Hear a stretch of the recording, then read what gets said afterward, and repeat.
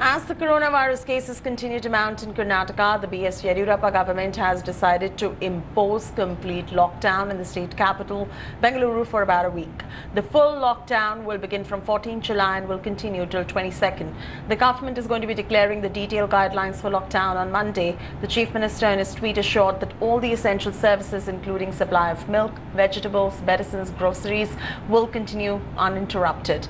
Yediyurappa also appealed to the people to cooperate with the government and adhere to the norms. Former Chief Minister H.D. Kumaraswamy welcomed the government's curb order. This is coming in as the city added 1,533 more COVID cases out of 2,798 fresh infections in Karnataka on Saturday. The government of Karnataka has announced a lockdown starting from Tuesday 8 p.m. for 1 week. Do you welcome this decision? Today's decision at last, this government, whatever I suggested from last 10 days to implement a lockdown for at this juncture. Okay. At least today they have announced. For that, actually, I welcome this decision. And sir, you also said that inter-district movement should be reduced or stopped? Yeah, it has to stop it actually. Inter-district inflow and outflow. Okay. They must immediately stop that also. Otherwise, okay, it is very difficult to control this situation now.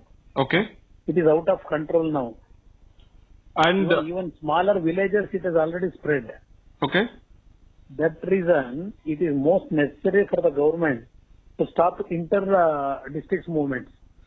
And do you also want this to be extended, or 7 days is enough, sir? Do you feel? Let us see. First step, I think it will be better to, whatever they announced today for 7 days. Okay. It is okay, but if it is necessary, then they have to, they have to take the decision. Nolan Pindo joins us live from Bengaluru for the very latest on this. Nolan, how are the people welcoming this particular move of the B.S. Yediyurappa government with Bangalore going into another lockdown? What is the sentiment you're picking up on ground? Because we do know that a lot of people were fed up even at that point of time when the nation was witnessing a lockdown. But, you know, the cases are rising and what needs to be done. But what is the sentiment of people at this point? Well, in fact, ever since the cases began to rise, there was this surge in Bengaluru towards the end of June. People were really worried. There was this impending talk of a lockdown because, one, you had the opposition parties asking and demanding from the government that they implement a lockdown immediately in order to control the spread.